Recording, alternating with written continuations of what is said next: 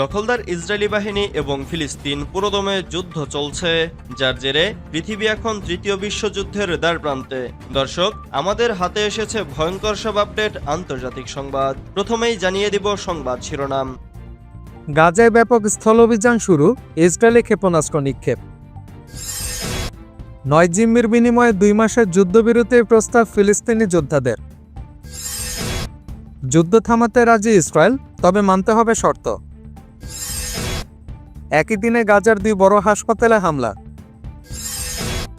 ভারতের বিরুদ্ধে তদন্ত শুরু করেছে জাতিসংঘ। এবং অপারেশন সিঁদুর নিয়ে পোস্ট, গ্রেপ্তার মুসলিম অধ্যাপক। গাজায় ব্যাপক স্থল অভিযান শুরু, ইসরায়েলে ক্ষেপণাস্ত্র নিক্ষেপ। ইসরায়েলি সেনাবাহিনী রবিবার গাজা উপত্যকায় তাদের সম্প্রসারিত অভিযানের অংশ হিসেবে ব্যাপক স্থল অভিযান শুরুর ঘোষণা দিয়েছে। একই সময় ফিলিস্তিনি ভূখণ্ডটিতে উদ্ধারকর্মীরা ইসরায়েলি হামলায় বহু মানুষের মৃত্যুর খবর দিচ্ছেন। প্রধানমন্ত্রী বেনিয়ামিন নেতানিয়াহু গাজায় লড়াই বন্ধে হামাসের সঙ্গে একটি চুক্তি করার সম্ভাবনার ইঙ্গিত দেওয়ার কয়েক ঘন্টা পর এই ঘোষণা আসে। সেনাবাহিনী জানায় গত একদিনে তাদের বাহিনী উত্তর ও দক্ষিণ গাজা উপত্যকা জুড়ে ব্যাপক স্থল অভিযান শুরু করেছে, আর যেখানে তারা ডজনখানেক সন্ত্রাসীকে নির্মূল করেছে, সন্ত্রাসী অবকাঠামো ধ্বংস করেছে এবং গুরুত্বপূর্ণ অবস্থানগুলোতে সেনা মোতায়েন রয়েছে। অন্যদিকে ব্যাপক স্থল অভিযান শুরুর ঘোষণার কিছুক্ষণ পরই গাজা উপত্যকা থেকে 2টি ক্ষেপণাস্ত্র ছোড়া হয়েছে বলে ইসরায়েলি সেনাবাহিনী জানিয়েছে। তারা বলেছে, কিসুফিমে সাইরেন বাজানোর পর মধ্য গাজা উপত্যকা থেকে ইসরায়েলের 2টি ক্ষেপণাস্ত্র প্রবেশের ঘটনা শনাক্ত করা হয়েছে। এর মধ্যে একটি ক্ষেপণাস্ত্র প্রতিহত করা হয়েছে এবং অন্যটি খোলা জায়গায় পড়েছে। ইসরায়েল বলছে, তাদের এই বাড়তি অভিযান মূলত জিম্মি মুক্ত করা ও হামাসকে পরাজিত করার লক্ষ্যেই। কিন্তু শনিবারে অভিযান শুরুর প্রাথমিক পর্যায়ে ইসরায়েল ও হামাস কাতারে পরোক্ষ আলোচনায় জড়ায়, আর যেখানে একটি চুক্তির চেষ্টা চলছে। নেতানিয়াহুর কার্যালয় রবিবার এক বিবৃতিতে জানিয়েছে, দোহায় থাকা আলোচনা দল একটি চুক্তির সম্ভাবনাকে কাজে লাগাতে সর্বোচ্চ চেষ্টা করছে, তা হোক উইটকফ বা ফ্রেমওয়ার্ক অনুসারে বা যুদ্ধ শেষের অংশ হিসেবে। মার্কিন মধ্যপ্রাচ্য দূত স্টিভ উইটকফ আগে আলোচনায় জড়িত ছিলেন। নেতানিয়াহুর বিবৃতি অনুসারে চুক্তিতে সব জিম্মির মুক্তি, হামাস যোদ্ধাদের নির্বাসন ও গাজা উপত্যকার নিরস্ত্রীকরণ অন্তর্ভুক্ত থাকবে। 2 মাসের যুদ্ধবিরতি মার্চ মাসে ভেঙে যাওয়ার পর কাতার, মিশর ও যুক্তরাষ্ট্রের মধ্যস্থতায় হওয়া আলোচনা এখানে কোনো সফল সমাধানে পৌঁছাতে পারেনি। নেতানিয়াহু হামাসকে সম্পূর্ণ পরাজিত না করে যুদ্ধ শেষের বিরোধী আর হামাস তাদের অস্ত্র সমর্পণের সম্ভাবনা নাকচ করে দিয়েছে। হামাসের জ্যেষ্ঠ কর্মকর্তা তাহের আল নুনু শনিবার বলেছেন, দোহায় আলোচনা শুরু হয়েছে কোনো পূর্ব শর্ত ছাড়াই। এক হামাস সূত্র বলছে, মিশরীয়, কাতারি মধ্যস্থতাকারী এবং যুক্তরাষ্ট্রের পক্ষ আলোচনায় থাকা বিরোধের সমাধানের প্রচেষ্টা চলছে। 9 জিম্মির বিনিময়ে 2 মাসের যুদ্ধবিরতির প্রস্তাব ফিলিস্তিনি যোদ্ধাদের। গাজার উত্তরাঞ্চলে অপারেশন গিদিয়নসে চেরিয়ট নামে ইসরায়েলি বাহিনী ব্যাপক সামরিক অভিযান চালাচ্ছে। গাজা যুদ্ধের ভয়াবহ পরিস্থিতির মধ্যে 2 মাসের যুদ্ধবিরতির নতুন প্রস্তাব দিয়েছে ফিলিস্তিনি স্বাধীনতাকামী সংগঠন হামাস।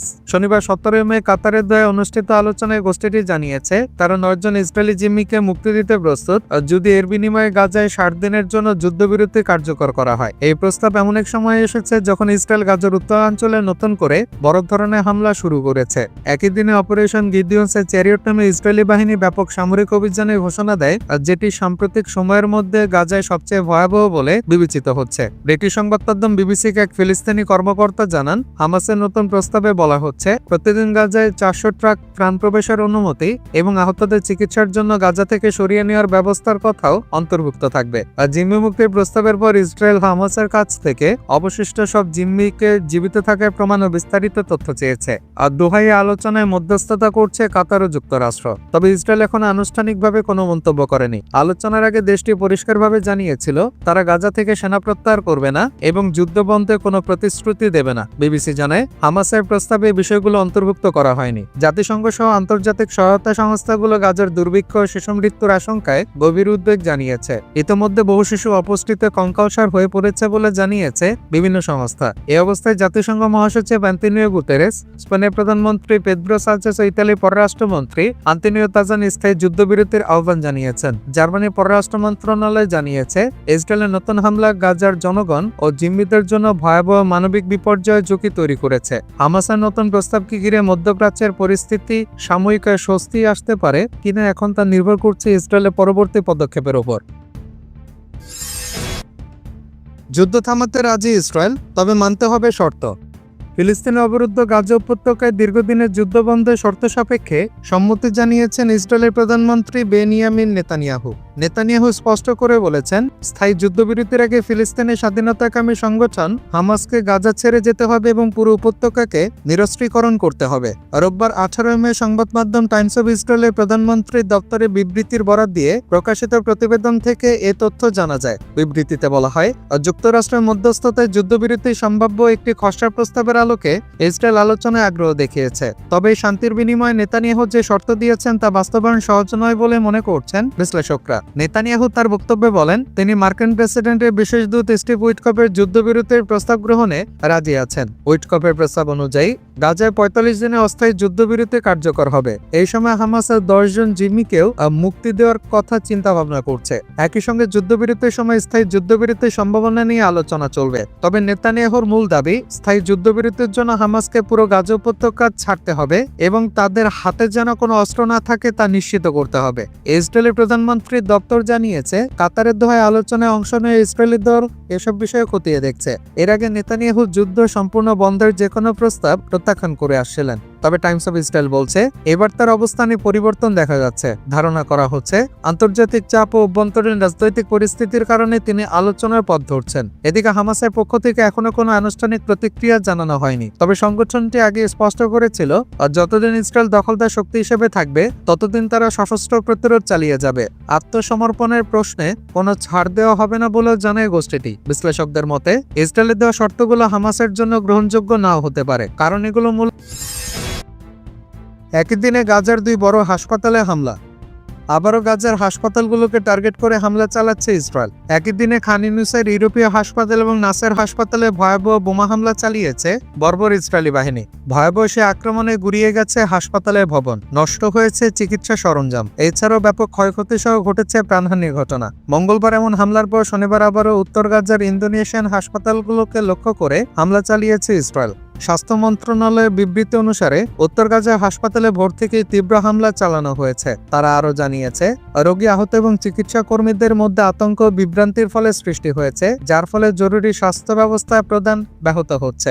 এতে আরও বলা হয়েছে যে হাসপাতাল থেকে বেরিয়ে যাওয়ার চেষ্টা করার সময় 2 রোগী আহত হয়েছেন। এর আগে মঙ্গলবারের হামলায় হাসপাতালে হঠাৎ হামলায় চারদিকে হট্টগোল শুরু হয়। রোগী ও চিকিৎসকরা যে যার মতো ছোটাছুটি করতে থাকে। খান ইউনিসের ইউরোপীয় হাসপাতালের অ্যানেস্থিওলজিস্ট ডাক্তার রেফাত আল থামনা সেই দিনের কথা স্মরণ করে বলেন, আমাকে মাটিতে লুটিয়ে পড়তে হয়েছিল। আমি একটি গাছের আড়ালে লুকিয়েছিলাম, কারণ আমি লুকানোর জন্য নিবিড় পরিচর্যা ইউনিটের দরজায় পৌঁছাতে পারিনি। খান ইউনিসের স্থানীয় সাহায্য সংগঠক মোহাম্মদ আবু রিজের পোস্ট করে একটি ভিডিওতে দেখা যায়, প্রাথমিক ভারতের বিরুদ্ধে তদন্ত শুরু করেছে জাতিসংঘ। মিয়ানমার থেকে পালিয়ে আসা অন্তত 40 জন রোহিঙ্গা শরণার্থীকে সাগরে ফেলে দেওয়ার ভয়াবহ অভিযোগ উঠেছে ভারতের বিরুদ্ধে। মানবাধিকারের চরম লঙ্ঘনের আশঙ্কায় জাতিসংঘ এই ঘটনার তদন্ত শুরু করেছে। জাতিসংঘের মানবাধিকার হাই কমিশনের বিবৃতিতে বলা হয়েছে, ভারত সরকার রোহিঙ্গাদের জোরপূর্বক ফেরত পাঠানোর প্রক্রিয়া জোরদার করেছে, যা আন্তর্জাতিক মানবাধিকার চুক্তির স্পষ্ট লঙ্ঘন। গত 6 মে দিল্লির উত্তমনগর বিকাশপুরী হাজতাসাল এলাকা থেকে জাতিসংঘ শরণার্থী সংস্থায় নিবন্ধিত রোহিঙ্গা শরণার্থীদের আটক করে পুলিশের ভাষ্য ছিল, শুধু বায়োমেট্রিক তথ্য নেওয়া হবে, কিন্তু এরপর তাদের আর ঘরে ফেরার সুযোগ দেওয়া হয়নি। আটক শরণার্থীদের প্রথমে ইন্দোরলোকা ডিটেনশন সেন্টারে নেওয়া হয়। এরপর 8 মে একটি ভারতীয় নৌবাহিনীর জাহাজে করে তাদের আন্দামান দ্বীপপুঞ্জে পাঠানো হয়। অভিযোগ রয়েছে, সেখান থেকে চোখ ও হাত পা বেঁধে তাদের একটি নৌযানে তুলে আন্তর্জাতিক জলসীমায় নিয়ে যাওয়া হয় এবং একে একে সাগরে ফেলে দেওয়া হয়। ভুক্তভোগী পরিবারগুলো জানায়, যাদের সমুদ্রে ফেলা হয়েছে তাদের মধ্যে কিশোর, বয়স্ক, গুরুতর অসুস্থ মানুষও ছিলেন। একজন নারী জানান, তার স্বামীকে তুলে নেওয়া হয়েছিল, আর যিনি সদ্য গর্ভপাতের শিকার হয়েছিলেন। আরেকজন অভিযোগ করেন, 3 জন পুলিশ কর্মকর্তা মদ্যপান। অপারেশন সিঁদুর নিয়ে পোস্ট, গ্রেপ্তার মুসলিম অধ্যাপক। ভারতের সামরিক অভিযান অপারেশন সিঁদুর নিয়ে সামাজিক যোগাযোগ মাধ্যমে বিতর্কিত মন্তব্য করার অভিযোগে অশোকা বিশ্ববিদ্যালয়ের একজন মুসলিম অধ্যাপককে গ্রেপ্তার করেছে দিল্লি পুলিশ। রোববার 18 মে কাতার ভিত্তিক সংবাদ মাধ্যম আল জাজিরা তাদের প্রকাশিত এক প্রতিবেদন থেকে এ তথ্য জানা যায়। প্রতিবেদনে বলা হয়, রাজধানী দিল্লি থেকে রাষ্ট্রবিজ্ঞান বিভাগের সহযোগী অধ্যাপক আলী খান মাহমুদাবাদকে গ্রেপ্তার করা হয়। বিজেপি যুব মোর্চার হরিয়ানা শাখা সাধারণ সম্পাদক যোগেশ জাথিরির করা অভিযোগের ভিত্তিতে তার বিরুদ্ধে এই পদক্ষেপ নেওয়া হয়। আর দিল্লি থেকে প্রায় 60 কিলোমিটার দূরে হরিয়ানার সোনেপাতে অবস্থিত প্রাইভেট বিশ্ববিদ্যালয় থেকে দেওয়া এক বিবৃতিতে জানানো হয়, তদন্তে পুলিশ ও প্রশাসনের সঙ্গে সর্বাত্মক সহযোগিতা করা হবে।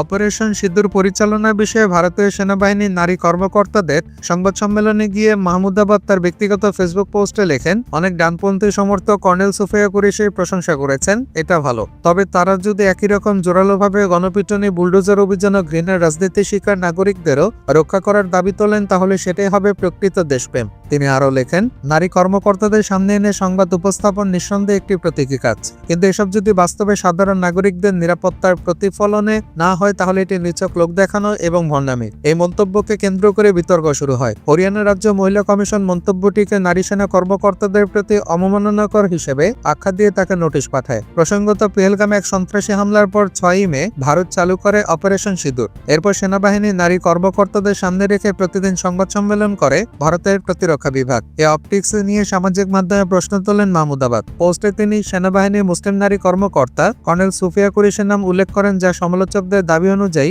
ধর্মীয় দৃষ্টিকোণ থেকেও বিতর্কের জন্ম দেয়। এদিকে মাহমুদাবাদের বিরুদ্ধে দায়ের করা মামলায় বলা হয়েছে, তার মন্তব্য সাম্প্রদায়িক বিভেদ ছড়ানো উপাদান রয়েছে এবং তার ধর্মীয় অনুভূতিতে আঘাত করেছে। তবে মাহমুদাবাদ নিজেই তার মন্তব্যের ব্যাখ্যায় বলেন,